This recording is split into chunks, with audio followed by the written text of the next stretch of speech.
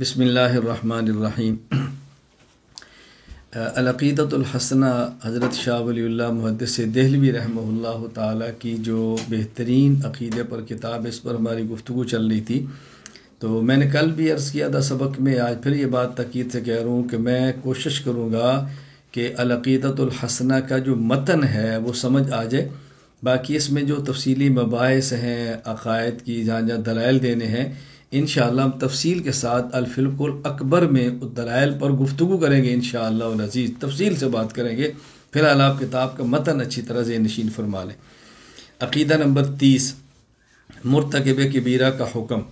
ولا يخلد المسلم صاحب الكبیرۃ فی النار وہی التی قال اللہ تعالی ان تجتنبوا کبائر ما تنہون عنہ نکفر عنکم سیئاتکم، یعنی بالصلاۃ والکفارات۔ مسلمان جو گناہ کبیرہ کا مرتکب ہے وہ جہنم میں گیا بھی تو ہمیشہ جہنم میں نہیں رہے گا۔ اللہ تعالیٰ فرماتے ہیں ان تجتنبوا کبائر ما تنہون، اگر تم بڑے بڑے گناہوں سے بچتے رہو تو ہم تمہاری سیئات اور چھوٹی خطاؤں کو معاف کر دیں گے۔ اور مخصص کیسے کریں گے؟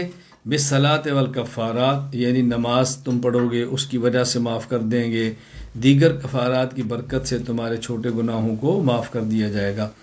یہاں بات اچھی طرح سمجھ لیں، حضرت فرماتے ہیں لا یخلد المسلم صاحب الکبیرۃ فی النار، مسلمان اگر اپنے کبیرہ گناہ کی وجہ سے جہنم میں چلا گیا تو جہنم میں ہمیشہ نہیں رہے گا، جہنم میں ہمیشہ نہیں رہے گا، کیونکہ وہ لوگ جن کا عقیدہ یہ ہے کہ کبیرہ گناہ کرنے والا جہنم میں جائے گا اور ابداً جہنم میں رہے گا، حضرت شاہ صاحب رحمۃ اللہ علیہ اس کی تردید فرماتے ہوئے اہل سنت والجماعت کے عقیدہ کی وضاحت فرما رہے ہیں کہ دائمی جہنم میں نہیں رہے گا۔ دلائل اس پر انشاءاللہ ہم الفقہ الاکبر میں دیں گے۔ عقیدہ نمبر 30، کبیرہ گناہوں کی معافی کی صورتیں۔ والعفو عن الکبائر جائز غیر ان افعال اللہ فی الدنیا والآخرۃ علی وجہین، موافقۃ لسنت اللہ تعالی وکائنۃ علی سبیل الخرق۔ وعفو الکبائر عمن مات بلا توبۃ جائز من باب خرق العوائد، وہذا وجہ التطبیق بین النصوص المتعارضۃ بادی الرأی۔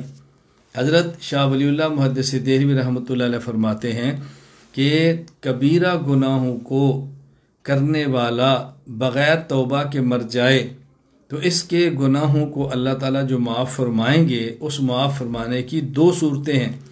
ایک صورت یہ ہے کہ اللہ تعالیٰ قانون کے مطابق اس کو سزا دیں، قانون کے مطابق، موافقۃ لسنت اللہ تعالی۔ ایک ہے عام قانون کے مطابق اور ایک ہے قانون سے ہٹ کر علی سبیل خرق العادہ، یعنی قانون نہیں، میں اس کو سمجھانے کے لیے کہتا ہوں کہ اللہ کرم کے مطابق ایسا معاملہ فرما دے۔ تو جو اللہ تعالیٰ بندے کو معاف فرمائیں گے اس کے کبیرہ گناہوں کو فرمائے ممکن ہے، اللہ تعالیٰ عین ممکن ہے بغیر سزا کے معاف فرما دیں۔ معافی کی صورت کیا ہے؟ دو صورتیں ہیں۔ نمبر 1 موافقۃ لسنت اللہ تعالی، اللہ تعالیٰ عام قانون کے مطابق معاف فرما دیں، اللہ کی مرضی ہے۔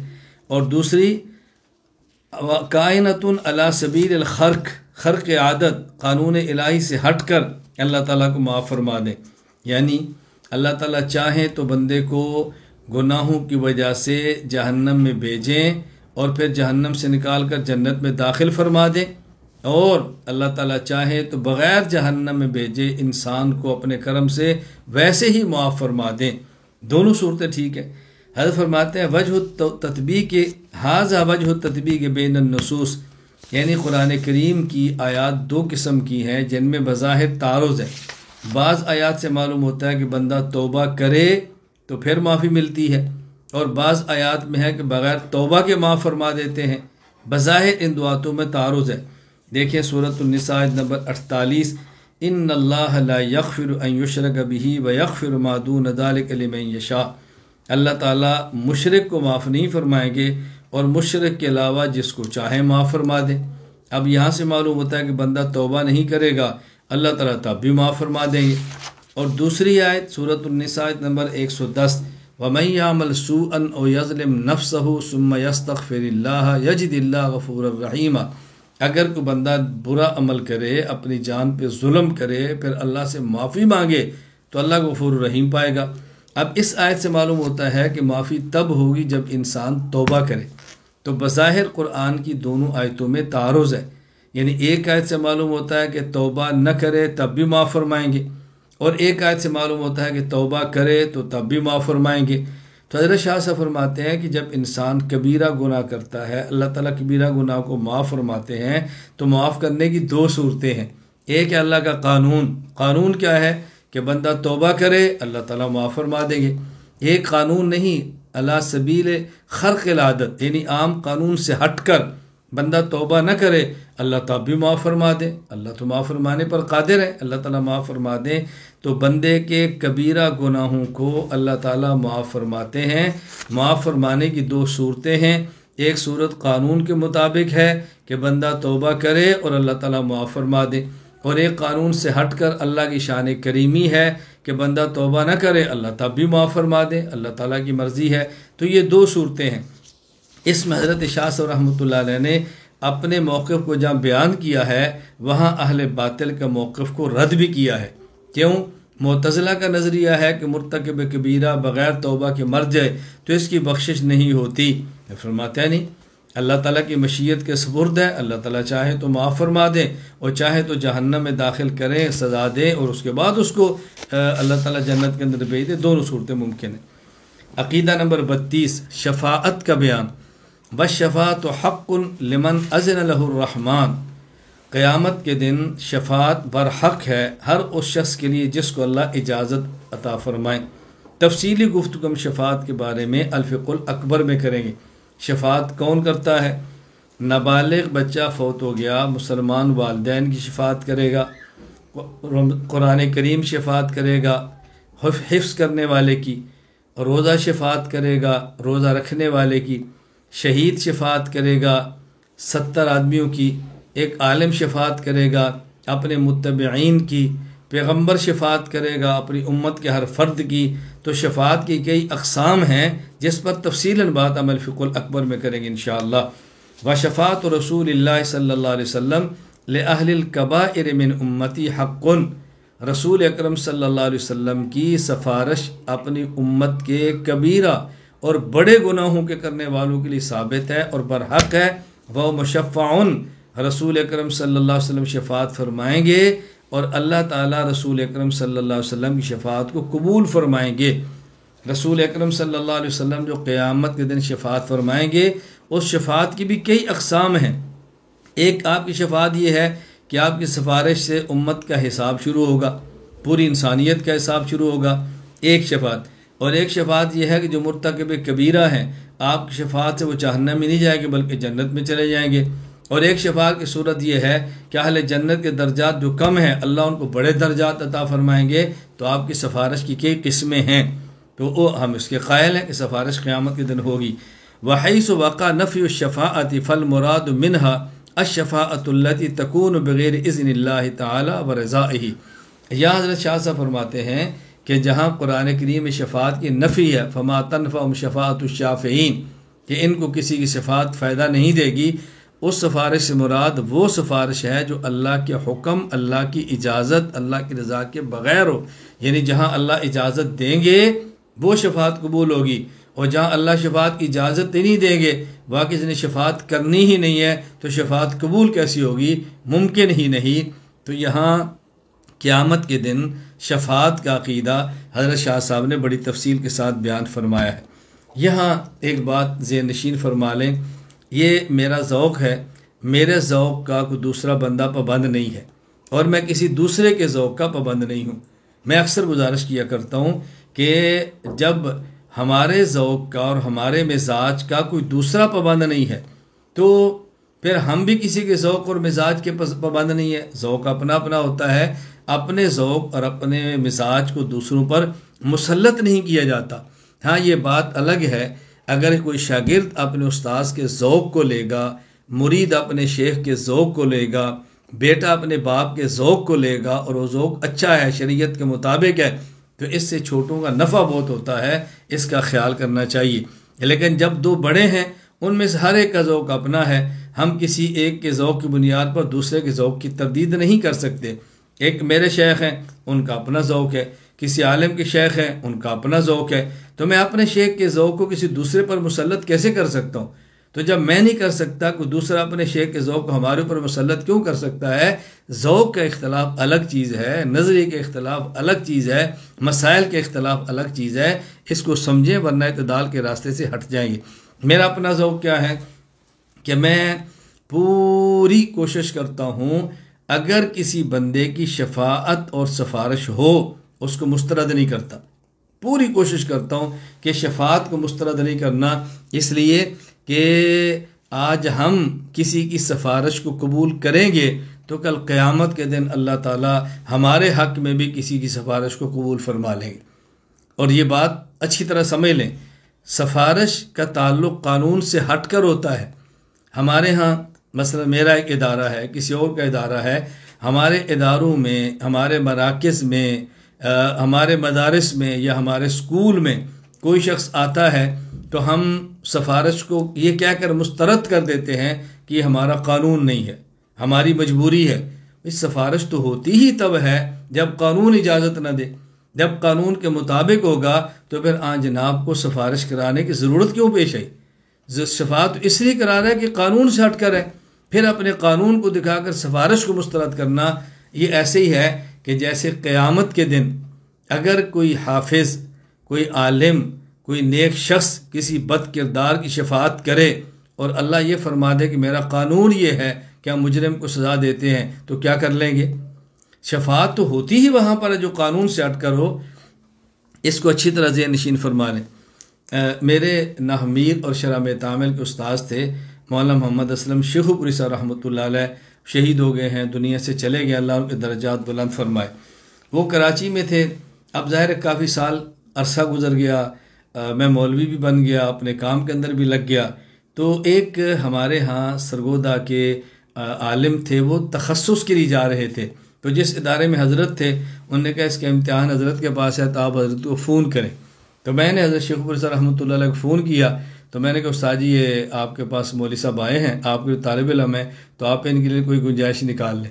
تو مجھے استاد جی نے اپنے ذوق میں فرمایا مولوی صاحب دیکھو ہمارے یہاں قانون ہے، اگر اس کے مطابق ہوگا تو ٹھیک ہے۔ میں نے کہا استاد جی آپ کے قانون پر پورا اترتا تو وہ مسکین مجھ سے سفارش کیوں کراتا؟ مجھ سے سفارش اسی لیے کرا رہا ہے نا کہ آپ کے قانون پہ نہیں اترتا ہوگا، ٹھیک ہے بھیج دو۔ خیر وہ چلا گیا اور اس کا داخلہ بھی ہو گیا۔ میرے ساتھ یعنی ایک مرتبہ واقعہ پیش آیا، مجھے ایک طالب علم نے کہا جی میں دارالعلوم کراچی آیا ہوں اور ہمارا فلاں استاذ پاس امتحان ہے، آپ ان کو سفارش کر لیں تو مجھے نا داخلہ مل جائے گا۔ میں نے کہا آپ ان کا مجھے نمبر دو، میں ان کو جانتا نہیں ہوں، لیکن آپ نے کہا تو میں کر دوں گا۔ مجھے اسے نمبر دیا، میں ان کو اپنا نام لکھ کے میسج کیا، خیر میں نے کال کی تو انہوں نے میرا فون سن لیا۔ تو میں نے کہا جی میں مولانا محمد الیاس گھمن سرگودا سے بات کر رہا ہوں، تعارف کرتے وقت بات پوری کہنی چاہیے، یہ کوئی تواضع کے خلاف نہیں ہوتا۔ میں نے کہا جی میں مولانا محمد الیاس گھمن سرگودا سے بات کر رہا ہوں، یہ طالب علم آپ کے پاس ہے، اس نے امتحان دیا، اگر کوئی صورت نکلے تو آپ اس کو داخلہ دے لیں۔ فرمایا ٹھیک ہے، خیر آیا تو اس کا داخلہ ہو گیا۔ تو میں نے کہا دیکھیں آپ کا داخلہ بھی ہو گیا۔ بالکل اسی طرح ہمارے یہاں سرگودا سے دو طالب علم تھے دورہ حدیث کے لیے، علامہ یوسف بنوری ٹون کے، جامعہ علوم اسلام بنوری ٹون، تو مجھے انہوں نے کہا جی وہاں مفتی امداد اللہ صاحب ہیں تو ان کے پاس ہمارا امتحان داخلہ وہ دیتے ہیں، تو اگر آپ ان کو فون کر دیں۔ میں نے کہا بھی حضرت میرے تعلق تو سب علماء دیوبند سچے ہیں، براہ راست کبھی رابطہ ہوتا کبھی نہیں ہوتا، میری براہ راست ان سے ملاقاتیں شاید نہیں ہیں، رابطہ کم ہے، خیر مجھے فون دو۔ انہوں نے فون دیا، میں نے فون کیا، اللہ خوش رکھو، انہوں نے فون اٹھا لیا۔ تو میں نے کہا جی میں مولانا محمد الیاس گھمن سرگودا سے بات کر رہا ہوں، یہ دو طالب میرے شہر کے ہیں دورہ حدیث میں، اگر آپ ان کو داخلہ دیں گے تو مجھے بہت خوشی ہوگی، اور میں بھیج دو۔ ان کو داخلہ مل گیا۔ اب میں یہ بات دیکھ رہا ہوں کہ جب میری کسی نے بات مانی ہے اور مجھ سے بڑوں نے مانی ہے، مجھے کتنی خوشی ہوئی ہے، تو جب میں کسی کی بات مانوں گا کسی کی کتنی خوشی ہوگی۔ میں اس پر زور اس لیے دے رہا ہوں کہ آپ حضرات علماء ہیں، آپ میں سے کوئی مدرس ہوگا، کوئی محتمم ہوگا، کوئی کسی مدرسے کا ذمہ دار ہوگا، کوئی نہیں ہے تو کل کو بن جائے گا۔ اللہ کے لیے میری اس درخواست پر آپ توجہ دیں، اگر آپ کے پاس کوئی طالب علم آئے اور کسی سفارش کو لے کر آئے تو کوشش کریں اور سفارش مسترد نہ ہو۔ آج ہماری ضرورت پڑی ہے اور کل کو ہمیں ضرورت پڑ جائے گی، یہ ذہن میں رکھیں، آج ہم کسی کا خیال کریں گے تو کل قیامت کو اللہ تعالی ہمیں کسی کی سفارش کی بنیاد پہ ہمارا کام فرما دیں گے۔ تو شفاعت کو کبھی مسترد نہیں کرنا، اس کا ہمیشہ ذوق بنائیں۔ حضرت شیخ الاسلام سید شیخ العرب العجم سید حسین احمد مدنی رحمہ اللہ تعالی، حضرت کا ذوق تو تھا، کوئی شخص بھی آپ کے پاس آتا اور کہتا حضرت میری سفارش کر دو، حضرت فوراً خط لکھتے تھے شفاعت کا، کیوں کہتے حضرت وہ بندہ تو پتہ نہیں آپ کی بات مانے گا۔ فرمایا بھی میرے ذمہ سفارش ہے، میں نے لکھ دی ہے، میرے ذمہ منوانا تو نہیں ہے نا، جو میری ذمہ داری ہے میں نے پوری کی ہے۔ اب دیکھو میں نے سفارش کر دی ہے، اس کا کام ہو گیا تو بہت خوشی کی بات ہے، اگر اس کا نہ بھی ہوا تو اس کا دل نہیں ٹوٹے گا، بندہ تو خوش ہو جائے میری سفارش کر دی ہے، چلو اس کا دل تو رہ جائے گا۔ اس کا ہمیشہ خیال رکھیں۔ اللہ تعالیٰ ہمیں ان باتوں کو سمجھنے کی توفیق عطا فرمائے۔ چھوٹوں کو نظر انداز کبھی نہ کریں، اپنے سے چھوٹوں کو نظر انداز کبھی نہ کریں، بہت خیال کریں۔ وہ بڑی امیدیں لے کر سفارش کراتے ہیں، بڑی امید لے کر کسی کام کا تقاضا رکھتے ہیں۔ آج اللہ پاک نے تھوڑی سی حیثیت دے دی آپ کو، تو کل کو شاید کسی موقع پر پھر آپ کو بھی احتیاج پڑ جائے تو کیا کریں گے؟ اللہ ہمیں بات سمجھنے کی توفیق عطا فرمائے۔ عقیدہ نمبر 33، ثواب و عذاب قبر اور سوالات منکر نکیر۔ وعذاب القبر للفاسق وتنعیمہ للمؤمن حق وسؤال المنکر والنکیر حق۔ قبر کا عذاب فاسق کے لیے اور قبر کی نعمتیں مومن کے لیے، فرمایا یہ برحق ہے، یہ برحق ہے۔ منکر اور نکیر کا قبر میں سوال کرنا یہ بھی برحق ہے۔ یہاں ذرا بات سمجھنے بہت اچھی طرح۔ پہلی بات حضرت فرماتے ہیں وعذاب القبر للفاسق وتنعیمہ للمؤمن حق، یا فاسق کو مومن کے مقابلے میں لائے ہیں، فاسق کو مومن کے مقابلے میں، مومن کے مقابلے میں کافر ہوتا ہے، فاسق نہیں ہوتا، اور فاسق کے مقابلے میں مومن نہیں ہوتا بلکہ صالح ہوتا ہے۔ تو یہ حضرت فرماتے ہیں عذاب القبر للفاسق، اس سے معلوم ہوتا ہے کہ یا تو فاسق سے مراد کافر ہے، کافر کو عذاب ہوگا، کافر کو، چونکہ کافر بھی فاسق ہوتا ہے اور بڑے درجے کا فاسق ہوتا ہے، مومن فاسق ہوتا ہے تو چھوٹے درجے کا فاسق ہوتا ہے۔ ایک فسق ہوتا ہے اعمال میں اور ایک فسق ہوتا ہے عقائد میں۔ تو فرماتے ہیں قبر کا عذاب یہ فاسق کے لیے، اس سے مراد کافر ہے۔ دلیل اس کی وَتَنْعِيمُهُ لِلْمُؤْمِنِ، کہ اس کے مقابل میں مومن کا ذکر کیے۔ آپ علماء جانتے ہیں ہمارا ضابطہ ہے کہ تُعْرَفُ الْأَشْيَاءُ بِأَضْدَادِهَا، کسی بھی چیز کو پہچاننا ہو تو اس کے مقابل کو دیکھتے ہیں تو چیز سمجھ آ جاتی ہے۔ تو فاسق کا معنی کیا ہے، اس کے مد مقابل کیا فرمایا، مومن، تو فاسق کی تعیین ہوگی کہ یہاں فاسق سے مراد کافر ہے۔ اصل قبر کا عذاب ہے ہی کافر کے لیے، یہ ذہن نشین فرما لیں، اصل عذاب ہے ہی کافر کے لیے، تو یہاں فاسق سے مراد کافر ہے۔ اور اگر اس فاسق سے مراد مومن بھی ہو تو پھر معنی یہ ہوگا کہ قبر کا عذاب اس مومن کے لیے جو فاسق ہے برحق ہے، اور قبر کی نعمتیں اس مومن کے لیے جو صالح ہے وہ برحق ہے۔ ایک بات۔ دوسری بات یہ سمجھیں کہ یہ جو فرمایا عذاب القبر، عذاب کا معنی کیا ہے؟ اصل میں جو عذاب ہوگا وہ جہنم میں ہوگا، اصل جو عذاب ہوگا وہ جہنم کا ہے۔ قبر کا عذاب یہ دخول نار نہیں ہے، یہ عرض نار ہے۔ قبر کا عذاب دخول نار نہیں ہے، یہ عرض نار ہے۔ النار یعرضون علیہا غدوا وعشیا بیوم تقوم الساعہ ادخلوا آل فرعون اشد العذاب۔ قبر میں آگ کو پیش کیا جاتا ہے، قبر میں آگ کو پیش کیا جاتا ہے، یہ عرض نار ہے۔ اسی طرح قبر میں جنت کو پیش کیا جاتا ہے، یہ عرض جنت ہے۔ اور حشر کے بعد یا دخول نار ہوگا یا دخول جنت، یا جنت جہنم میں داخلہ ہوگا یا جنت میں داخلہ ہوگا۔ یہ بات ذہن نشین فرما لیں کہ قبر کا سوال اور جواب بھی اجمالی ہے، اور قبر کا ثواب اور عذاب بھی اجمالی ہے۔ قبر میں سوال و جواب مختصر ہیں تو اس کا ثواب اور عذاب بھی مختصر ہے، اور حشر سوال اور جواب بھی تفصیلی ہے تو وہاں کا ثواب اور عذاب بھی تفصیلی ہے۔ دو باتیں۔ تیسری بات، عذاب کہتے ہیں ایلام الحی علی سبیل الہوان، زندہ آدمی کو تکلیف دینا ذلیل کرنے کے لیے۔ تو یہ عذاب کی تعریف بتا رہی ہے کہ قبر میں حیات ہوتی ہے، اگرچہ میت فی القبر کافر ہی کیوں نہ ہو، یہ بات الگ ہے کہ اس کی حیات چھوٹے درجے کی ہے، بڑے درجے کی نہیں ہے۔ اس کو متکلمین کہتے ہیں نوع من الحیات، اتنی حیات ہوتی ہے قدر ما یتلذذ و یتعلم، کافر ہے تو یتعلم، مومن ہے تو یتلذذ، اتنی سی حیات کہ جس سے مومن راحت محسوس کر سکے اور کافر دکھ اور تکلیف محسوس کر سکے۔ تو عذاب قبر کا قائل ہونا اس بات کی دلیل ہے کہ قبر میں حیات ہوتی ہے، وگرنہ عذاب کا تصور ہی نہیں ہے۔ اگر احساس نہیں ہوگا تو عذاب کس بات کا ہے؟ تو حیات تو ہے، یہ بات اچھی طرح ذہن نشین فرما لیں۔ میں ایک بات سمجھانے کے لیے کہتا ہوں، قبر میں سما ہے یا نہیں، قبر میں سما ہے یا نہیں، لوگ اس پہ بحث کرتے ہیں۔ آپ ان سے پوچھیں کہ قبر میں ثواب اور عذاب ہے یا نہیں؟ جی میں نے پوچھا ہے سما ہے یا نہیں، میں نے کہا ہم پوچھتے ہیں یہ بتائیں ثواب و عذاب ہے یا نہیں۔ اگر کوئی بندہ کہتا ہے یہ عذاب تو ہے، تو آپ کہتے ہیں عذاب اور ثواب کب ہوگا؟ میت میں حیات مانیں گے تو ثواب عذاب ہوگا، میت میں حیات نہیں مانیں گے تو ثواب عذاب کیسے ہوگا؟ عذاب کا تو معنی الام الحی ہے، زندہ کو تکلیف دینا۔ جی وہ تو میں مانتا ہوں، جب آپ مانتے ہیں تو پھر سما پر دلیل کیوں مانتے ہیں؟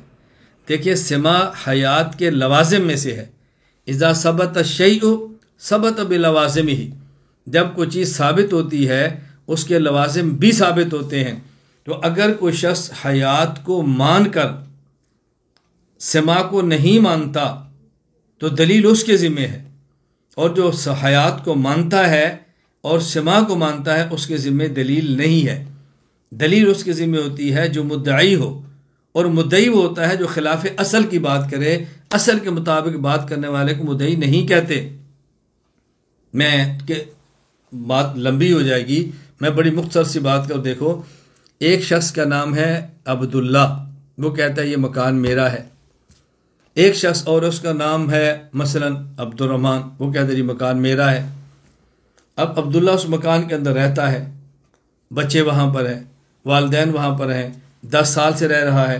یہ جو عبد الرحمن کا مکان میرا ہے، اب بتاؤ دلیل کون پیش کرے گا؟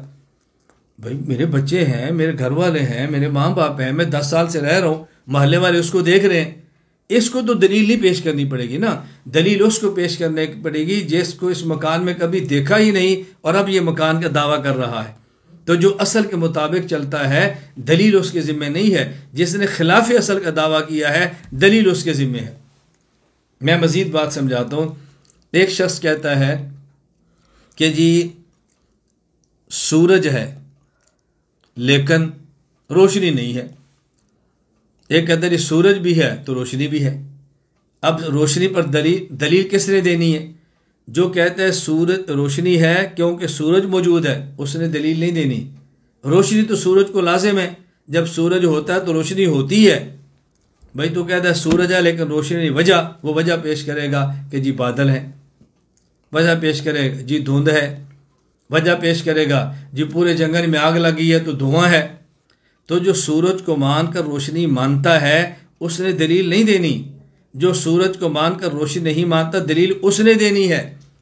جس نے قبر کے عذاب کو مان لیا ہے اس نے حیات کو مان لیا ہے، جس نے حیات کو مان لیا ہے اس نے سما کی دلیل نہیں دینی، دلیل وہ دے گا جو سما کو نہیں مان رہا۔ بات کرنا سیکھیں اور بات سمجھیں تاکہ آپ کو الجھن کبھی پیدا نہ ہو۔ اللہ ہمیں بات سمجھنے کی توفیق عطا فرمائے۔ منکر اور نکیر کا قبر کے اندر سوال کرنا برحق ہے۔ یہ منکر اور نکیر سوال کس سے کریں گے؟ جو میت ہے اس میں حیات بھی نہیں ہے، جو میت ہے اس میں سما بھی نہیں ہے، تو سوال کس سے ہو رہا ہے؟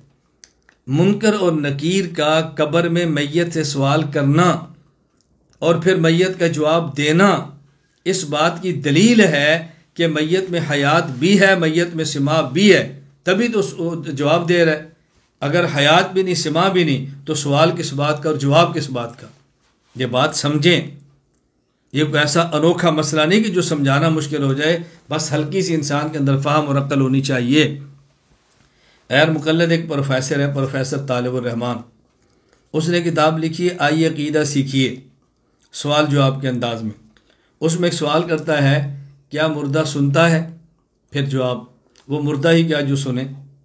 پھر سوال کیا، کیا مردہ کچھ سنتا بھی ہے؟ کہتے جی ہاں، جب میت کو دفن کر کے جاتے ہیں اس وقت ان کے جوتوں کی آواز سنتا ہے۔ اب دیکھیں، عقل دیکھیں۔ اچھا، پھر سوال، کیا مردہ بولتا ہے؟ جواب، وہ مردہ ہی کیا جو بولے۔ پھر سوال، کیا مردہ کچھ بولتا بھی ہے؟ کہا جی ہاں، جب قبر میں عذاب ہوتا ہے تو چیختا ہے۔ میں نے کہا بول نہیں سکتا، چیخ لیتا ہے۔ اب یہ عقل دیکھیں، اور جب میں ان پر میٹھی سی تنقید کرتا ہوں تو پھر چیختے ہیں کہ ہمارے بارے میں سخت بہت ہے۔ میں نے کہا جوتے کھانے ہیں اس کی آواز بھی سنتے ہیں یہ، اور کھا کر چیخنا ہے تو وہ بھی مانتے ہیں، باقی نہ سننا مانتے ہیں، قرآن نہیں وہ نہیں سنتا، سلام کیا تو وہ نہیں سنتا، کوئی اور بات کہہ دی تو وہ نہیں سنتا۔ اچھا، یہ اچھی اچھی باتیں سننے کے قائل نہیں ہیں اور جوتوں کے سننے کے قائل ہیں، یعنی جو لگنے ہیں وہ بھی مانتے ہیں اور اس کے بعد جو چیخنا ہے وہ بھی مانتے ہیں۔ یہ کیسا مردہ ہے؟ جوتیوں کی آواز سن لیتا ہے، قرآن کی آواز نہیں سنتا، جوتی کی آواز سن لیتا ہے، سلام کی آواز نہیں سنتا، اور یہ کیسا مردہ ہے؟ ویسے نہیں بات کر سکتا لیکن منکر نکیر کی بات کر لیتا ہے، اور یہ کیسا مردہ ہے کہ ویسے نہیں بول سکتا، ٹھکائی ہو تو چیخ لیتا ہے۔ کیا دماغ ہے! اللہ ہمیں بات سمجھنے کی توفیق عطا فرمائے۔ تو جو میں عرض کروں اس کو بہت اچھی طرح سمجھیں، عقائد کے اندر الجھن نہیں ہونی چاہیے۔ اللہ تعالیٰ سے میری دعا ہے، اللہ تعالیٰ آپ سب کو اور آپ کی برکت سے مجھے بھی اللہ تعالیٰ سمجھنے والا دماغ عطا فرمائے، اللہ تعالیٰ محفوظ رکھنے والا اللہ تعالیٰ سمجھنے والا دل عطا فرمائے، محفوظ رکھنے والا دماغ عطا فرمائے، اور اللہ تعالیٰ بیان کرنے والی زبان عطا فرمائے۔ عقیدہ نمبر 34، وَبِعْثَةُ الرُّسُلِ إِلَى الْخَلْقِ حَقٌّ وَتَكْلِيفُ اللَّهِ عِبَادَهُ بِالْأَمْرِ وَالنَّهْيِ عَلَى أَلْسِنَةِ الرُّسُلِ حَقٌّ وَهُمْ مُتَمَيِّزُونَ بِأُمُورٍ لَا يُوجَدُ فِي غَيْرِهِمْ عَلَى سَبِيلِ الْاجْتِمَاعِ تَدُلُّ عَلَى كَوْنِهِمْ نَبِيًّا مِنْهَا خَرْقُ الْعَوَائِدِ لَهُمْ وَمِنْهَا سَلَامَةُ فِطْرَتِهِمْ وَكَمَالُ أَخْلَاقِهِمْ وغیرُ ذَلِكَ۔ بعثت رسل اور ان کے امتیازات۔ رسولوں کو مخلوق کی طرف بھیجنا برحق ہے، یعنی اللہ تعالیٰ نے رسولوں کو مخلوق کی طرف بھیجا، یہ ہمارا عقیدہ ہے کہ تمام انبیاء برحق ہیں۔ بتکلیف اللہ عبادہ بالامر والنہی علی السنۃ الرسل حق، اور اللہ تعالیٰ نے اپنے بندوں کو اپنے رسولوں کے ذریعے مکلف بنایا امر اور نہی کا، کہ یہ کام تم نے کرنا ہے، یہ نہیں کرنا، یہ بات کہنی ہے، یہ نہیں کہنی، یہ برحق ہے۔ بہم متمیزون بامور لا یوجد فی غیرہم علی سبیل الاجتماع۔ رسل اور انبیاء علیہم السلام یہ عام لوگوں سے ممتاز ہیں چند ایسے امور کی وجہ سے کہ جو سب کے سب امتی میں جمع نہیں ہوتے۔ تدل علی کون نبی، اور یہی امور اس بات کی دلیل ہوتے ہیں کہ یہ شخص نبی ہے اور دوسرا شخص نبی نہیں ہے۔ ان میں حضرت نے یا 3 ذکر کی ہیں، وغیرہ ذالک باقی کا اشارہ فرما دی ہے۔ خرق العوائد لہم، نمبر 1 پیغمبر کے معجزات، نبی سے کچھ ایسی چیزیں صادر ہوتی ہیں جو عام عادت سے ہٹ کر ہوتی ہیں، عام عادت سے بالکل ہٹ کر ہے۔ معجزات، معجزہ ایسی چیز کا نام ہے جو خرق عادت ہے، نبی سے ایسی چیزیں صادر ہوتی ہیں۔ موسیٰ علیہ السلام کا عصا ہے، حضرت عیسیٰ علیہ السلام کا پھونک مارنا ہے، مردوں کو زندہ کرنا ہے۔ رسول اکرم صلی اللہ علیہ وسلم کے معجزات میں سے اہم ترین معجزہ قرآن کریم آپ کا اللہ کا کلام ہے، اور قیامت تک کے لیے آپ کا علمی معجزہ ہے۔ وَمِنْهَا سَلَامَةُ فِطْرَتِهِمْ، اسی طرح ان کی فطرت کا سلیم ہونا، یعنی طبیعت اتنی سلیم اور صاف ہوتی ہے کہ گناہوں کو قبول نہیں کرتی۔ وَكَمَالُ أَخْلَاقِهِمْ، اور انبیاء کا اخلاق کا کامل ہونا۔ یہ ایک جگہ جو امور جمع ہو رہے ہیں یہ امتی میں جمع نہیں ہوتے، ان امور کا آنا یہ دلیل ہے ان کے نبی ہونے کی۔ وغیر ذالک، اور اس کے علاوہ پیغمبر کے بہت سارے اوصاف ہیں جو امت کے اندر نہیں ہوتے۔ عقیدہ نمبر 35، بل انبیاء معصومون من الکفر وتعمد الکبائر والاصرار علیہا یعصمہم اللہ عنہا بوجوہ ثلاثہ۔ حضرت فرماتے ہیں انبیاء علیہم السلام معصوم ہیں۔ عقیدہ نمبر 35، عصمت انبیاء، انبیاء معصوم ہیں کفر سے، انبیاء معصوم ہیں کبائر کے ارتکاب سے، انبیاء معصوم ہیں کبائر کے اصرار سے، اللہ تعالیٰ پیغمبر کو ان چیزوں سے بچا لیتے ہیں۔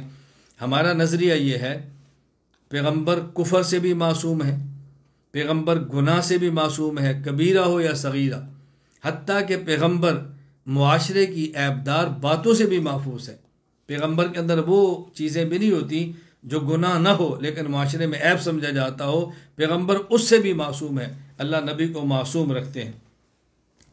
یہاں بات اچھی طرح سمجھ لیں، میں عرض کیا کرتا ہوں کہ عصمت کا معنی یہ نہیں ہے کہ نبی گناہوں سے بچتا ہے، عصمت کا معنی یہ ہے کہ اللہ نبی کو گناہوں سے بچاتے ہیں۔ اللہ جس کے سر پہ تاج نبوت سجاتا ہے اسے ہر قسم کے گناہوں سے بچاتا ہے۔ اگر نبی گناہ کر لے، اعتراض نبی پہ نہیں ہوگا بلکہ اعتراض اللہ پہ ہوگا۔ اللہ نے نبوت کے لیے ایسے شخص کا انتخاب کیا کہ جو گناہ کر رہا ہے، اس لیے کہ نبوت یہ انتخاب خداوندی کا نام ہے۔ نبی یہ اللہ کا انتخاب ہے، تو اللہ کا انتخاب غلط ہو جائے گا اگر پیغمبر گناہ کر لے تو، اس لیے اللہ تعالیٰ نبی کو گناہوں سے بچاتا ہے۔ میں یہ نہیں کہہ رہا کہ معصوم کا معنی کہ نبی بچتا ہے، معصوم کا معنی اللہ نبی کو بچاتے ہیں۔ دیکھیں معصوم یہ اسم مفعول ہے جس کا معنی بچایا ہوا، تو یہ نہیں کہ نبی بچتا ہے بلکہ اللہ نبی کو بچاتے ہیں۔ جب بچاتے ہیں تو نبی بچتا بھی ہے۔ ہم یہ نہیں کہتے کہ نبی گناہ کی کوشش کرتا ہے لیکن اللہ بچا لیتے ہیں، ہرگز ایسا نہیں ہے، لیکن اللہ تعالیٰ اپنے پیغمبر کو گناہوں سے بچاتے ہیں، یہ انتخاب خداوندی ہے۔ میں بات ایک سمجھانے کے لیے عرض کیا کرتا ہوں کہ رسول اکرم صلی اللہ علیہ وسلم کی 11 ازواج مطہرات ہیں جو آپ کے نکاح میں آئی ہیں، بیک وقت آپ کے نکاح میں 9 بیویاں رہی ہیں اور 4 آپ صلی اللہ علیہ وسلم کی بیٹیاں ہیں۔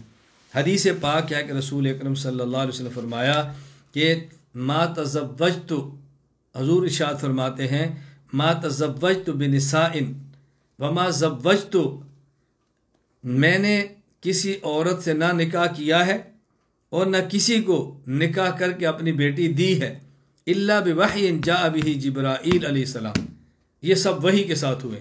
اس کا معنی پیغمبر کی ازواج بھی انتخاب خدا ہے۔ میں بڑی شارٹ سی بات مختصر کر رہا ہوں۔ پیغمبر کی بیویوں میں سے ایک بیوی ام المومنین امی عائشہ رضی اللہ تعالی عنہا ہیں، جن پر الزام منافقین مدینہ نے بہت گھٹیا قسم کا لگایا۔ رسول اکرم صلی اللہ علیہ وسلم نے حضرت عائشہ رضی اللہ تعالی عنہ کی صفائی نہیں دی، آپ صفائی نہیں دے رہے۔ دیکھو اللہ کے پیغمبر صفائی دیتے اگر عائشہ انتخاب اللہ کے نبی کا ہوتی، حضور صفائی نہیں دے رہے۔ حضرت عائشہ کی صفائی میں اللہ نے قرآن اتارا ہے 2 رکوع سورۃ النور کے۔ کیوں؟ اگر انتخاب عائشہ مصطفیٰ کا ہوتی تو صفائی مصطفیٰ دیتے، عائشہ انتخاب خدا کا تھی تو صفائی بھی خدا نے دی ہے۔ یہ اچھی طرح ذہن نشین فرما لیں۔ میں اس لیے کہہ رہا ہوں عصمت کے مسئلے کو سمجھیں تاکہ کبھی بھی الجھن کے اندر مبتلا نہیں رہنا۔ حضرت فرماتے ہیں کہ اللہ تعالیٰ نبی کو بچاتا ہے ہر قسم کے گناہ سے اور کفر سے۔ اس کی 3 وجوہ حضرت نے ارشاد فرمائی ہیں۔ نمبر 1 ان یخلقہم فی سلامت الفطرت و کمال اعتدال الاخلاق فلا یرغبون فی المعاصی بل یکونون متنفرین عنہا۔ اللہ تعالیٰ پیغمبر کو ایسی طبیعت سلیمہ عطا فرماتا ہے، ایسا اخلاق کا کمال اعتدال عطا فرماتا ہے کہ پیغمبر گناہوں سے نفرت کرتا ہے اور نبی گناہ کی طرف معمولی درجے کا راغب بھی نہیں ہوتا۔ اللہ طبیعت ہی ایسی عطا فرما دیتے ہیں کہ نبی گناہ کی طرف راغب نہیں ہوتا۔ میں حصی اعتبار سے اس کی مثال دے تو بات سمجھنے کے لیے کہ بسا اوقات بعض بندوں کے مزاج میں نفاست اتنی ہوتی ہے کہ ان کو ہلکی سی بو سے بھی قے ہو جاتی ہے، وہ بو کے قریب بھی نہیں جاتے، ان کی طبیعت ایسی ہوتی ہے، فطرت ایسی ہوتی ہے۔ اسی طرح پیغمبر کی فطرت اللہ ایسی بناتے ہیں کہ پیغمبر گناہوں کی طرف راغب بھی نہیں ہوتا، نفرت ہوتی ہے پیغمبر پاک کو گناہوں سے۔ دوسری وجہ ان یوحى الیہم ان المعاصی یعاقب علیہا والطاعات یصاب علیہا فیکون ذلک رداء عن المعاصی، پیغمبر پر وحی آتی ہے کہ گناہ پر سزا ملتی ہے اور نیکی پر اللہ تعالیٰ اچھا بدلہ عطا فرماتے ہیں۔ تو یہ پیغمبر پر وحی آتی ہے تو یہی وحی آنا پیغمبر کو ان تمام چیزوں سے روک کے رکھ دیتا ہے کہ جب نبی دوسروں کو یہ بات سمجھا رہا ہے تو خود پیغمبر اس کے خلاف کیسے کر سکتا ہے؟ نمبر 3، ان یحول اللہ بین و بین المعاصی باحداث لطیفۃ غیبیۃ کظہور صورت یعقوب علیہ السلام حاضا علی اصبعہ فی قصۃ یوسف علیہ السلام۔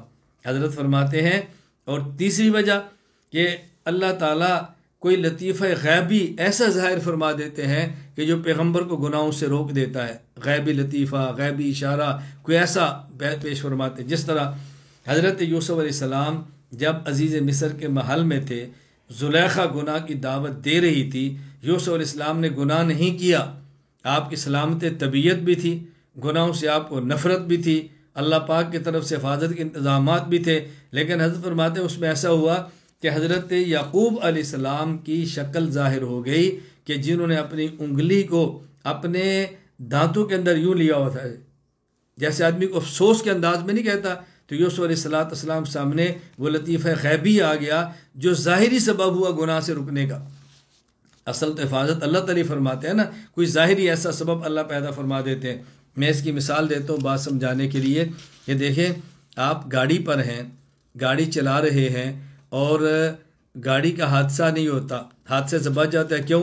اس لیے کہ آپ گاڑی پیچھے کرنے لگتے ہیں تو اچانک بندہ ایسے گاڑی دبا دیتا ہے، او پیچھے دیکھو کوئی چیز آ گئی، اب اللہ نے بچا لیا نا، اور بچانے کا ظاہری سبب کیا ہوا؟ اچانک بندے نے گاڑی دبائی۔ آپ کیا کہتے ہیں؟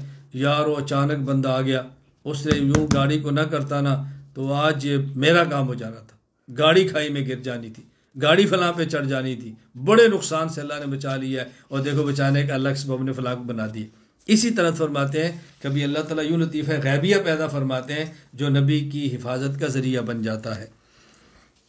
یہاں ایک بات اچھی طرح سمجھ لیں، اہل السنت والجماعت کا موقف یہ ہے پیغمبر کفر سے بھی معصوم ہے، پیغمبر کبیرہ گناہ سے بھی معصوم ہے، پیغمبر صغیرہ گناہ سے محفوظ ہے، حتیٰ کہ پیغمبر قبیح چیزیں جو معاشرے میں ہوتی ہیں ان سے بھی محفوظ ہیں، اور حتیٰ کہ پیغمبر پاک سے اجتہادی خطا بھی ایسی نہیں ہوتی کہ جس پہ نبی برقرار رہ سکے، پیغمبر ہر قسم کے عیب سے محفوظ ہے۔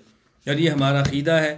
امام اعظم ابو حنیفہ رحمۃ اللہ، نعمان بن ثابت رحمہ اللہ وفات 150 ہجری الفقہ الاکبر فرماتے ہیں والانبیاء علیہم السلام کلہم منزہون عن الصغائر والکبائر والکفر والقبائح، تمام انبیاء علیہ السلام صغیرہ کبیرہ گناہوں اور کفر اور بیہودہ کاموں سے پاک ہوتے ہیں۔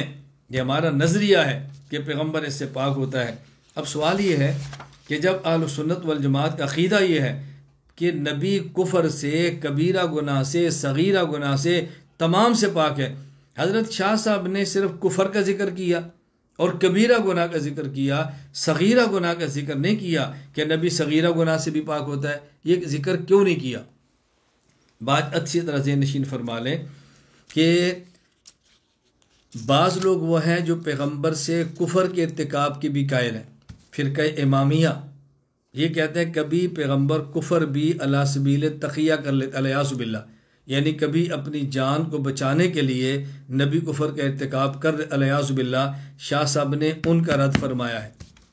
اور فرقہ حشویہ وہ کہتے ہیں کہ پیغمبر سے کبیرہ گناہ بھی ہوتا ہے، شاہ صاحب نے ان کا بھی رد فرمایا۔ تو اس عبارت میں در حقیقت رد فرمایا ہے فرقہ امامیہ کا جو پیغمبر سے کفر کے صادر ہونے کے قائل ہیں تقیہ کے طور پر جان وغیرہ بچانے کے لیے، اور فرقہ حشویہ کا رد کیا ہے جو نبی سے گناہ کبیرہ کے ارتکاب کے قائل ہے کہ پیغمبر سے گناہ کبیرہ بھی ہوتا ہے، حضرت نے ان کا رد فرمایا۔ وگرنہ شاہ صاحب پیغمبر کے صغیرہ گناہوں سے بھی پاک ہونے کے قائل ہیں، اور وہ عبارت حجت اللہ البالغہ کے اندر موجود ہے۔ حضرت شاہ صاحب حجت اللہ البالغہ میں فرماتے ہیں اصحاب النفوس القدسیہ لا یجدون شیئا من ذالک، کہ نفوس قدسیہ والے افراد ان وساوس شیطانیہ سے بالکل پاک ہوتے ہیں، ان پر شیطان کا اثر نہیں ہوتا۔ وہو قول صلی اللہ علیہ وسلم الا ان اللہ اعاننی علیہ فاسلم فلا یأمرنی الا بخیر، کہ نبی پاک صلی اللہ علیہ وسلم خود ارشاد فرماتے ہیں کہ اللہ تعالیٰ میری مدد فرماتے ہیں اور میں شیطان کے اثر سے محفوظ رہتا ہوں۔ وَإِنَّمَا مِثْلُ هَذِهِ التَّأْثِيرَاتِ مِثْلُ شُعَاعِ الشَّمْسِ يُؤَثِّرُ فِي الْحَدِيدِ وَالْأَجْسَامِ الثَّقِيلَةِ ما لا یؤثر فی غیرها ثم حضرت فرماتے ہیں کہ دیکھو ان تاثیرات کا حال سورج کی شعاؤں کی تاثیر کی طرح ہے جو لوہے اور سیقل شدہ اشیاء میں جس طرح اثر انداز ہوتی ہے دیگر چیزوں میں اس طرح اثر انداز نہیں ہوتی، کہ جس طرح سورج کی شعاع ہے جو لوہے پر اثر کرتی ہے تو باقی چیزوں میں اس طرح اثر نہیں کرتی جس طرح لوہے پر اثر کر کے اس کو فوراً تپا دیتی ہے۔ تو حضرت فرما رہے ہیں اسی طرح پیغمبر ان اثرات سے محفوظ رہتے ہیں۔ تو شاہ صاحب تو نبی کے لیے صغیرہ گناہوں کے بھی قائل نہیں، یہ رد کرنا مقصود تھا کرامیہ کا اور رد کرنا مقصود کا فرقہ حشویہ کا۔ تحفۃ الاخلاء فی عصمت الانبیاء، اس میں ملا محمد بن ملا امیر محمد القابلی وفات 1294 ہجری لکھتے ہیں، وَأَجَازَتِ الْإِمَامِيَّةُ عَلَيْهِمْ إِظْهَارَ الْكُفْرِ عَلَى سَبِيلِ التَّقِيَّةِ عِنْدَ خَوْفِ الْهَلَاكِ لِأَنَّ إِظْهَارَ الْإِسْلَامِ حِينَئِذٍ إِلْقَاءُ النُّفُوسِ فِي التَّهْلُكَةِ وَهَذَا مِنْ غَايَةِ حِمَاقَتِهِمْ۔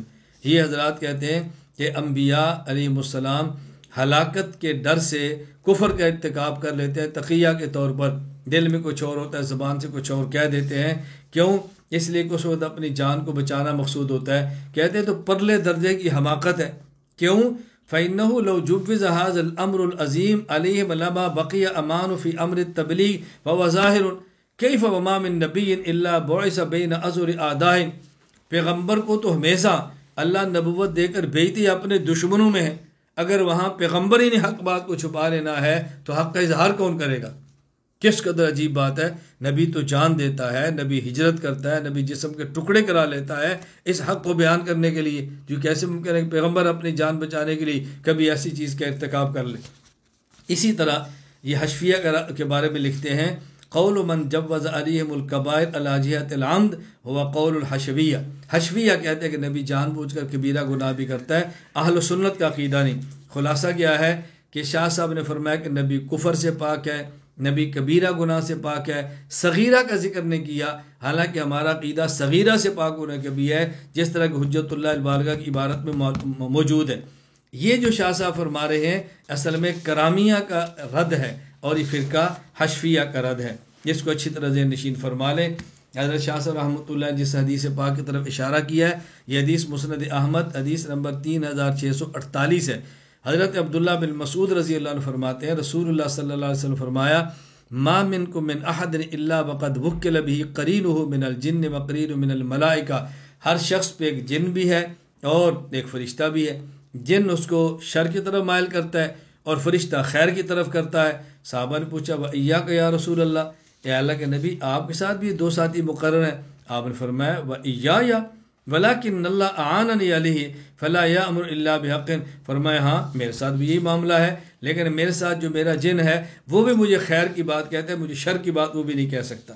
عقیدہ نمبر 36، وَمُحَمَّدٌ صلی اللہ علیہ وسلم خاتم النبیین لا نبی بعد بدعوتہ عامہ لجمیع الانس والجن وہ افضل الانبیاء بهذا الخاصہ وبخواص اخرى نحو ذلك۔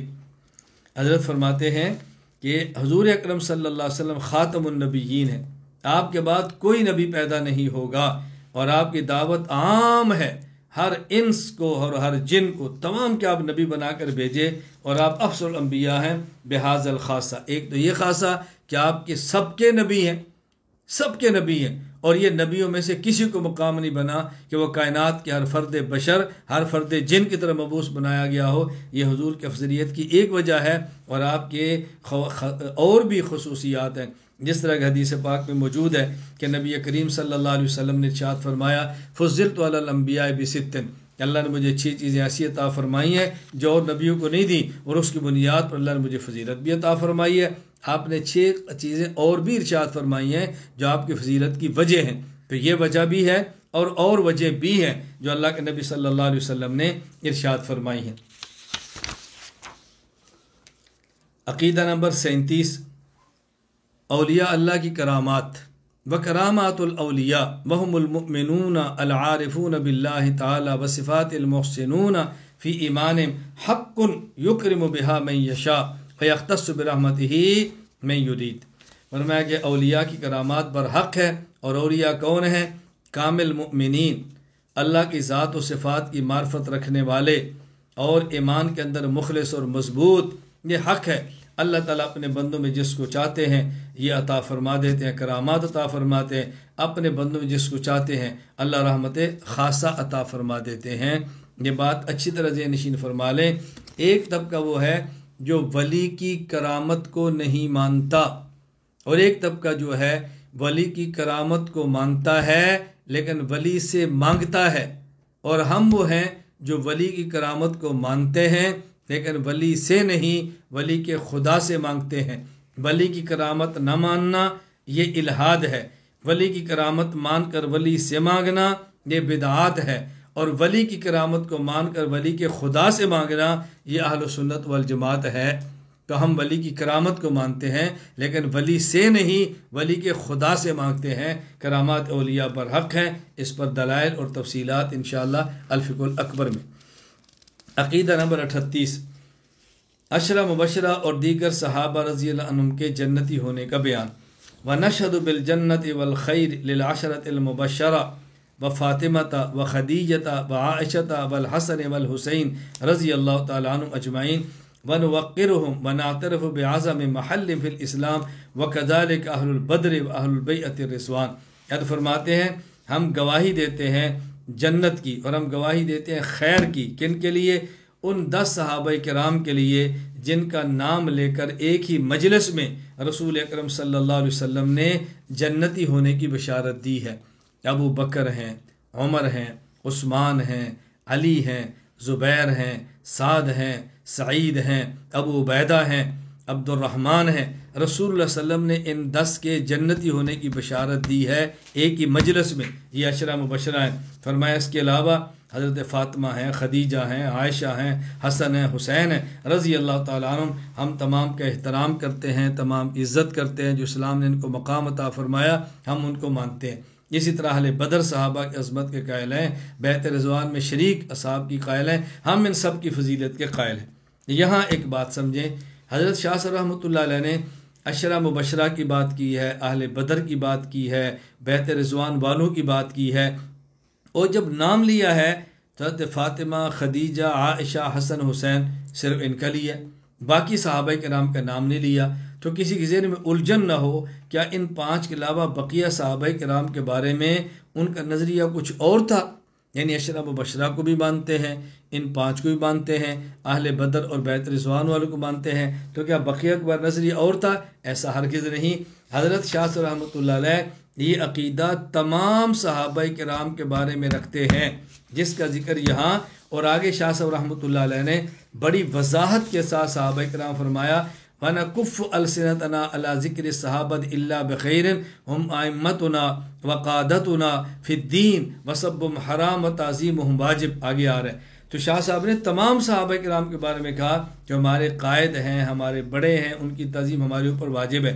باقی رہے سوال کہ صرف ان کا نام کیوں لیا ہے، صرف ان 5 کا نام؟ اس کی وجہ جو بظاہر سمجھ آتی ہے کہ بسا اوقات کسی انسان کو صحابہ کرام میں سے کسی کے ساتھ خاص ایک مناسبت ہوتی ہے جن کا وہ تذکرہ ضرور کرتا ہے۔ مثلا میں اپنی بات عرض کرتا ہوں، صحابہ کرام سارے برحق ہیں، محفوظ ہیں، معیار حق و صداقت ہیں، ہمارے ایمان کا حصہ ہیں، عادل ہیں، ہم و حجت ہیں، ہم سب مانتے ہیں، لیکن اس کے باوجود میرا جو طبی رجحان سب سے زیادہ وہ حضرت ابو بکر صدیق رضی اللہ تعالیٰ عنہ کی طرف ہے کہ صدیق اکبر کی جو صفات تھی اوروں میں نہیں ہے۔ اب کسی کو دیکھیں گے صحابہ کرام اس کا زیادہ رجحان فاروق اعظم کی طرف ہوگا، کسی کا زیادہ رجحان علی المرتضیٰ کی طرف ہوگا، کسی کا زیادہ رجحان عثمان غنی رضی اللہ تعالیٰ عنہ کی طرف ہوگا، کسی کا علی کی طرف ہوگا، کسی کا معاویہ کی طرف ہوگا، کسی کا حسن یا حسین کی طرف ہوگا رضی اللہ عنہ، کسی کا ابو ہریرہ کی درویشی پسند ہے۔ ہر ایک کا ذوق ہوتا ہے، تو ممکن ہے شاہ صاحب رحمۃ اللہ علیہ کا طبی رجحان سب سے زیادہ ان کی طرف ہو، تو آپ نے بطور خاص ان کا تذکرہ فرمایا۔ اور ہے بھی ایسے، نبی پاک صلی اللہ علیہ وسلم کی بیویوں میں سے حضرت خدیجہ کا خاص مقام ہے، وہ مشکل وقت کی ساتھی ہیں۔ جب دنیا سے رخصت ہوئی تو رسول اللہ صلی اللہ علیہ وسلم نے اس سال کو گویا عام الحزن، غم کا سال قرار دیا ہے۔ حضرت عائشہ تو ہے، حضرت عائشہ رضی اللہ تعالیٰ عنہ ازواج مطہرات میں جو ان کا علمی مقام تھا اور جو صحابہ نے ان سے علمی استفادہ کیا ہے، اس کی کوئی مثال نہیں ملتی۔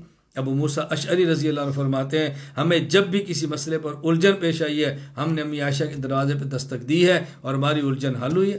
اور باقی رسول اللہ صلی اللہ علیہ وسلم کی اولاد میں سے حسن اور حسین رضی اللہ عنہ ان کا جو مقام ہے وہ کسی اور کا کم ہوگا، اس میں کوئی شک کی بات نہیں ہے۔ تو تبھی رجحان کی بنیاد پر آپ نے انہی کا ذکر فرمایا۔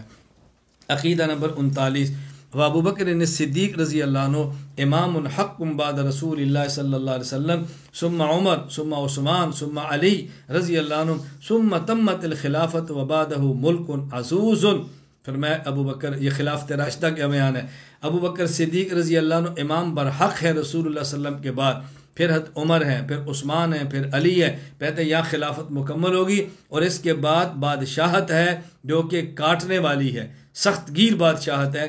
اب دیکھو حضرت شاہ صاحب نے خلفائے راشدین میں سے 4 کا نام لیا ہے، پہلے ابو بکر، پھر عمر، پھر عثمان، پھر علی، اور ہمارا یہی نظریہ ہے۔ دیکھو یہ چاروں مومن ہیں، چاروں پیغمبر کے صحابی ہیں، اور ترتیب کیا ہے؟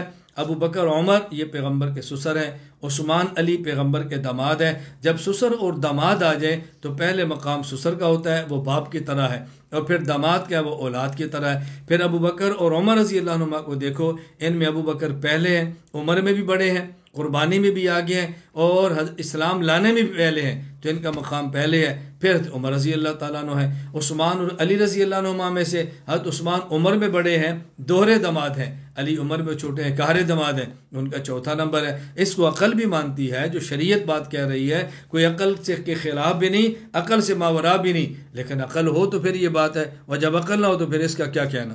پھر صدیق اکبر رضی اللہ تعالیٰ عنہ کی خلافت، یہ خلافت اول بلا فصل ہے۔ صدیق اکبر رضی اللہ تعالیٰ عنہ کو اگر کوئی شخص رسول اللہ صلی اللہ علیہ وسلم کے بعد خلیفہ اول بلا فصل نہیں مانتا، ایسے شخص کا اسلام سے کوئی تعلق نہیں ہے قطعی طور پر۔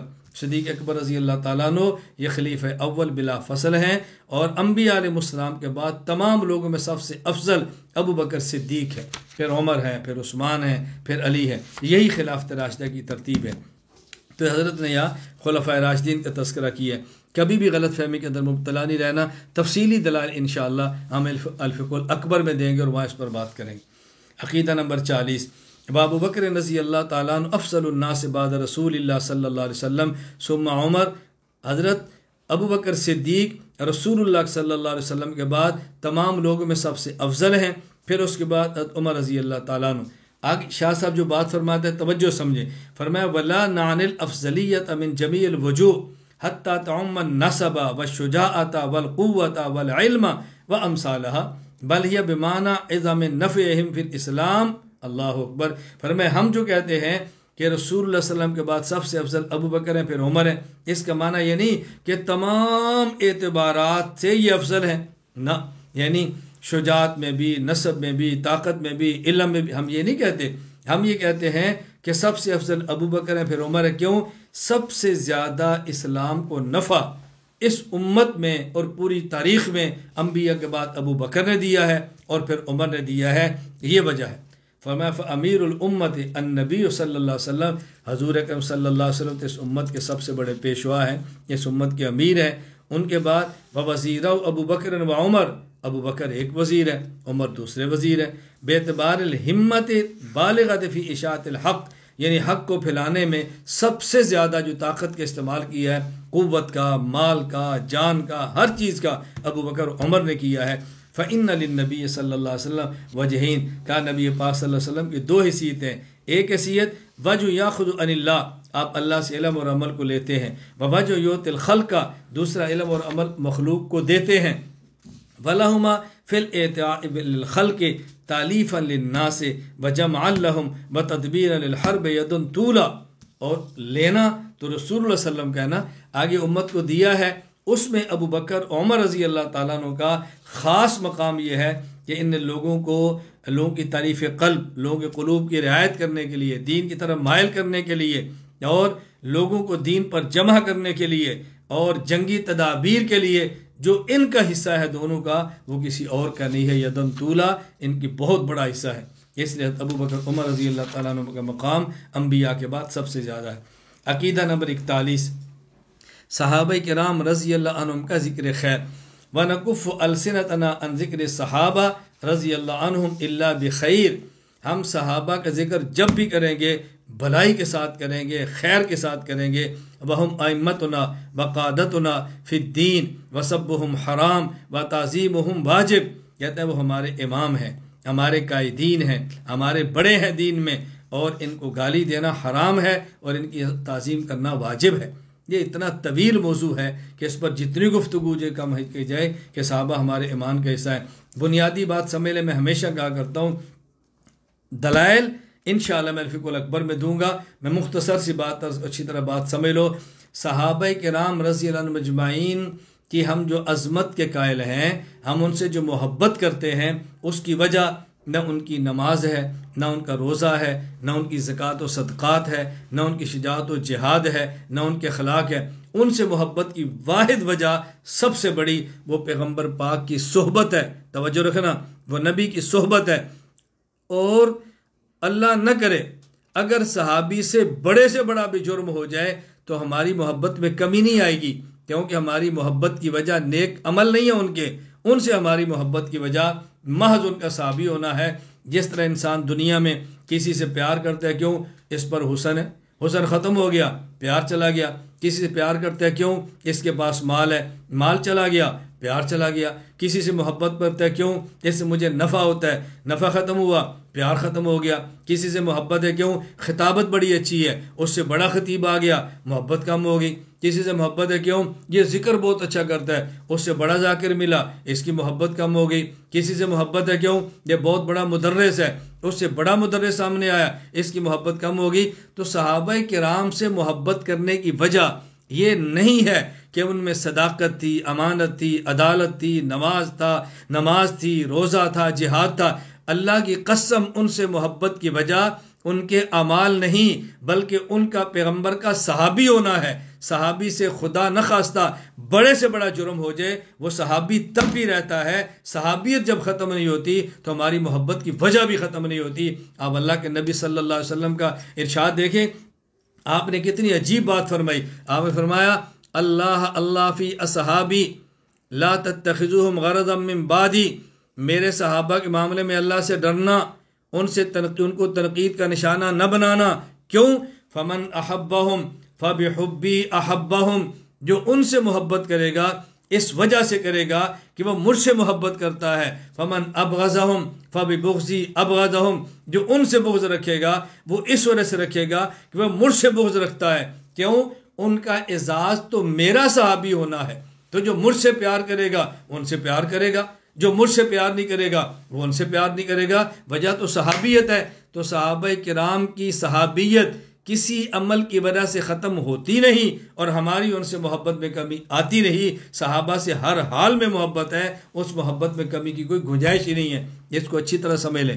باقی تفصیلی دلائل ان کے معیار حق وغیرہ پر میں نے اپنی فائل کے اندر پیش کیے ہیں، دلائل کے اندر بھی دیے ہیں۔ اگر گفتگو الفقہ الاکبر میں چلی، میں اس پر پھر دلائل بھی دیں گے انشاءاللہ۔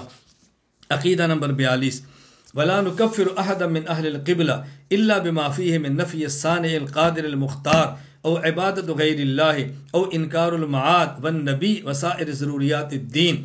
حضرت فرماتے ہیں اہل قبلہ کی تکفیر کا اصول سمجھیں۔ ہم اہل قبلہ میں سے کسی شخص کو کبھی بھی کافر نہیں کہیں گے اس کے برے عمل کی وجہ سے۔ کب کہیں گے؟ جب اللہ کی ذات کا وہ انکار کرے۔ کب کہیں گے؟ اللہ کے غیر کی عبادت کرے۔ کب کہیں گے؟ قیامت کا انکار کرے۔ کب کہیں گے؟ نبوت کا انکار کرے۔ کب کافر کہیں گے؟ جب ضروریات دین میں سے کسی عقیدے کا انکار کرے، پھر کہیں گے، وگرنہ کافر نہیں کہیں گے۔ اصل مسئلہ کیا ہے؟ اچھی طرح سمجھیں۔ اہل قبلہ کہتے کسے ہیں؟ اہل قبلہ کا لغوی معنی یہ ہے کہ جو کعبہ کی طرف منہ کر کے نماز پڑھے یا کعبہ کے قبلہ ہونے کا اعتقاد رکھے۔ اور اہل قبلہ کا اصطلاحی معنی کیا ہے؟ جو ضروریات دین کا اقرار کرے، جو سارے ایمانیات کو مانے، یہ ہے اہل قبلہ۔ میں تفصیلی گفتگو اس پر اپنی کتاب اصول عقائد کے اندر بھی کر چکا ہوں، اور انشاءاللہ الفقہ الاکبر کے اندر بھی کروں گا۔ میں فی الحال مختصر یہاں بات کر رہا ہوں کہ اہل قبلہ وہ نہیں ہے جو قبلہ کی طرف منہ کر کے نماز پڑھے، یہ لغوی معنی ہے۔ قبلہ کی طرف منہ کر کے نماز پڑھے یہ عوامی معنی ہے۔ اہل قبلہ کا معنی یہ ہے ضروریات دین کا قائل ہو، پورے ایمان کو مانتا ہو، اس کے سارے عقائد درست ہوں، یہ اہل قبلہ کا معنی۔ اگر وہ گناہ کر لیتا ہے تو اہل قبلہ سے تو نہیں نکلتا۔ ہم اس کو کافر کیسے کہہ سکتے ہیں؟ لیکن اگر عقائد میں سے کوئی عقیدے کو چھوڑ دے گا وہ اہل قبلہ ہرگز نہیں ہے، اس غلط فہمی کے اندر کبھی مبتلا نہیں ہونا۔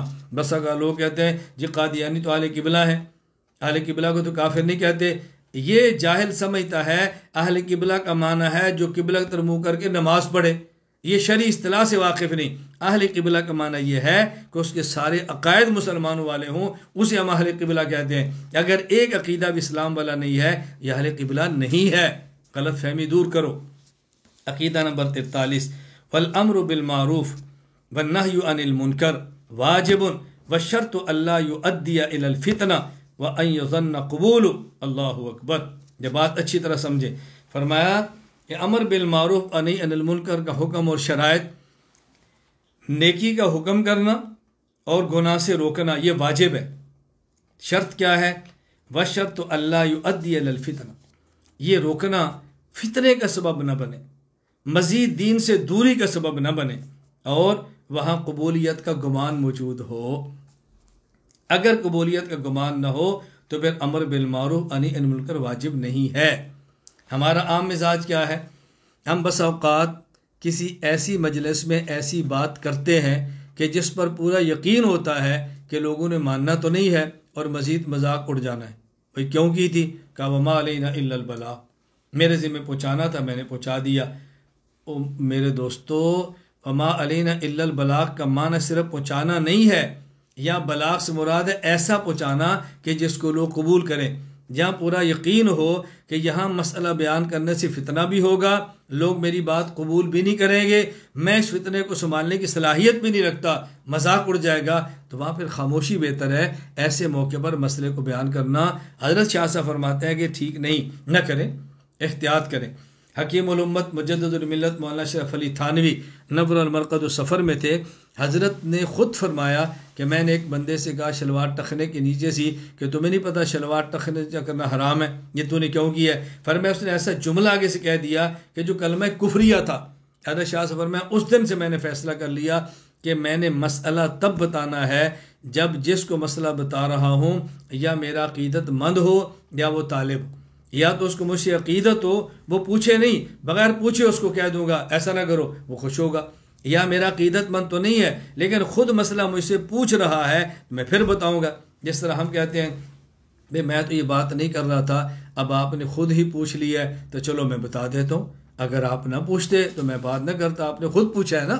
تو یہ بات اچھی طرح ذہن نشین فرما لیں، امر بالمعروف بھی کریں، نہی عن المنکر بھی کریں، لیکن یہ سوچیں کہ یہ کہاں کرنا ہے۔ آپ یقین فرمائیں کہ بس اوقات 2 سال تک کسی بات کو روکنا کہ ابھی یہ مؤثر نہیں، آپ 2 سال بعد کریں گے تو مؤثر ہوگی، 2 سال کی روک لیں۔ اللہ گواہ ہے میں بس اوقات اپنی بعض باتوں کو کئی سال تک نہیں کرتا کہ نہیں اس کو 2 سال بعد، 4 سال بعد۔ بعض باتیں ایسی بھی ہوں گی کہ شاید میں نے 10 سال تک روک رکھی کہ نہیں ابھی نہیں، ابھی اس کا موقع نہیں آیا، جب موقع آتا ہے تو پھر بات کرتا ہوں۔ میں اس لیے کہتا ہوں حضرت شاہ صاحب کی بات کو سمجھیں، امر بالمعروف نہی عن المنکر واجب ہے۔ شرط کیا ہے؟ نمبر 1 فتنہ نہ ہو، نمبر 2 یہ گمان ہو کہ لوگ قبول کر لیں گے، اگر فتنے کا اندیشہ ہو اور یہ قبول نہیں کریں گے تو وہاں پھر خاموشی بہتر ہے، سلامتی اسی کے اندر ہے۔ اللہ تعالی ہمیں یہ بات سمجھنے کی توفیق عطا فرمائے۔ فہذا عقیدتی ادین اللہ تعالی بہا ظاہرا و باطنا والحمد للہ اولا و آخرا و ظاہرا و باطنا۔ شاہ صاحب فرماتے یہ میرا عقیدہ ہے، اسی پر کاربند رہتے ہوئے میں ظاہراً اور باطن اللہ کی فرما برداری کرتا ہوں، اور میں اللہ تعالیٰ کی تعریف کرتا ہوں، ابتدا میں بھی، انتہا میں بھی، ظاہر میں بھی اور باطن میں بھی، تمام تعریفیں اللہ ہی کے لیے ہیں۔ اللہ تعالیٰ مجھے اور آپ سب کو عقائد پڑھنے کی، پڑھانے کی، سمجھنے کی، سمجھانے کی، اور پورے عالم میں اعتدال کے ساتھ، دلائل کے ساتھ، اخلاص کے ساتھ اپنے اکابر کے منہج کے مطابق پھیلانے کی توفیق عطا فرمائے۔